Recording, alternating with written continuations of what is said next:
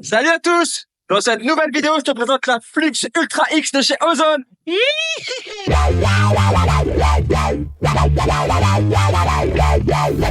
Middle of the night, lying in bed, middle of the dream rhymes running through my head. Tout d'abord, la super nouveauté chez Ozone, c'est l'introduction forcément de l'Alula. Donc une grosse évolution pour eux, puisqu'on retrouve déjà l'Alula au niveau de la fusion, au niveau du nouveau kite de la Vortex et sur cette Flux V2. Donc l'apport d'Alula, forcément, ça apporte de la rigidité, de la légèreté, comme on va retrouver chez d'autres marques, et c'est une super chose que Ozone commence à se mettre sur le sujet.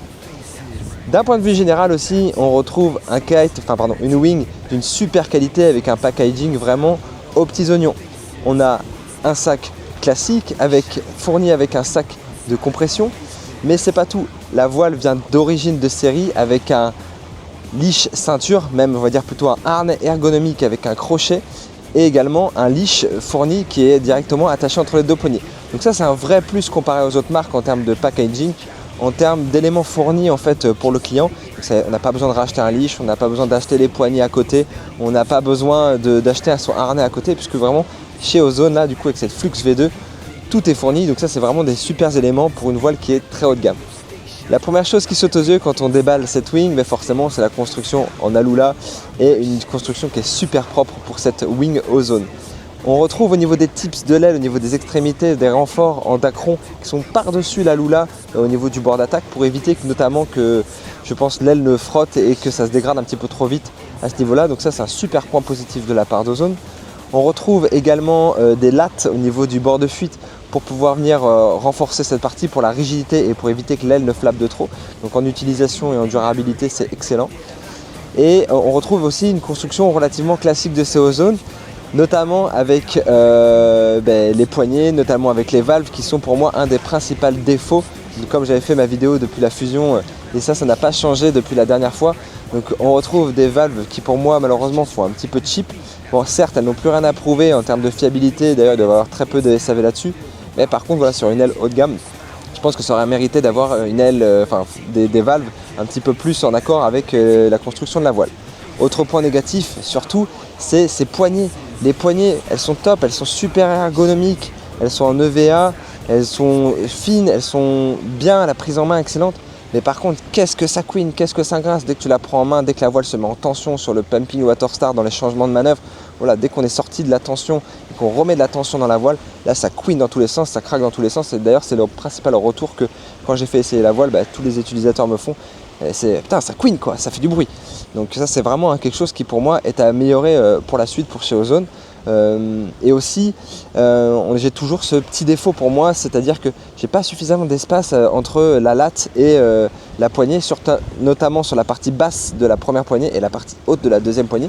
Ce qui fait que quand je fais une rotation du poignet, finalement mes phalanges viennent frotter et ça peut être relativement abrasif pour ma main. Donc ça, c'est des petits éléments de défaut. Dernier élément de défaut, c'est pour moi aussi cette poignée du Freefly qui est vendue comme plus rigide sur le site web, etc. Mais pour moi, elle offre encore toujours trop de degrés de liberté en fait dans l'axe haut-bas. Et notamment Duotone avait changé ça en mettant une poignée qui était souple mais relativement rigide, du coup qui offre beaucoup moins de degrés de liberté. Donc ça, c'est les trois éléments pour moi à retravailler dans le futur au niveau de la voile. La poignée de Freefly, les poignées qui ne sont qui craquent beaucoup, et également les valves.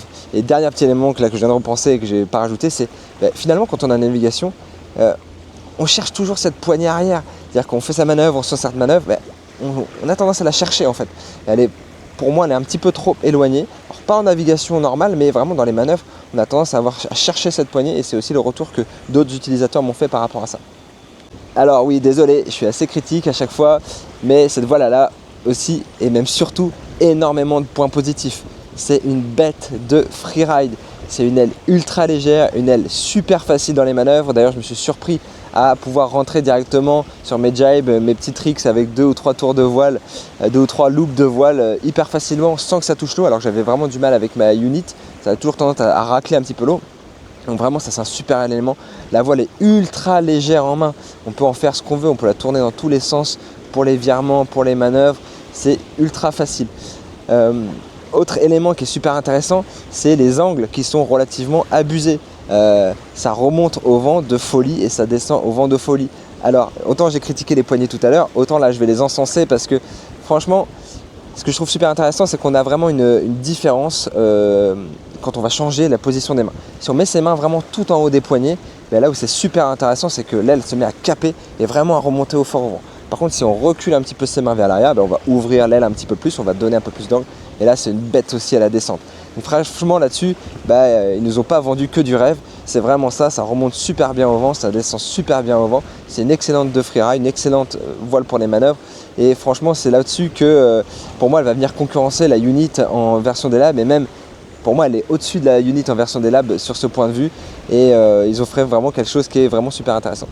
Mon avis final, faut-il vraiment craquer sur cette Ozone Flux version Ultra X? La réponse est clairement oui, c'est une super voile pour tout ce qui est freeride, super angle remonté au vent, super angle de descente au vent, vraiment une construction au top, hormis les 3 éléments que j'ai cités qui sont les valves qui font chip, cette poignée qui craque et puis cette poignée Freefly qui reste un petit peu trop souple pour moi. Vraiment cette Ozone Flux c'est pour moi l'aile du moment, on a de la légèreté, on a de la maniabilité, au niveau de la construction on a l'introduction de la Lula qui apporte vraiment un plus pour chez Ozone. Il y aurait peut-être pu aussi avoir un petit effort de fait supplémentaire sur la taille et les diamètres des boudins qui pour moi reste encore un petit peu gros par rapport à ce qu'on peut retrouver chez les Unit notamment. Mais vraiment vous pouvez foncer sur cette voile les yeux fermés, c'est une excellente voile et pour moi c'est la référence en tout cas actuellement en termes de freeride, que ce soit pour toutes les voiles que j'ai pu essayer. Donc voilà, j'espère que cette vidéo vous a plu pour aujourd'hui. Je reviendrai dans quelques temps notamment avec les tests de la Parawing et de la Pocket Rocket.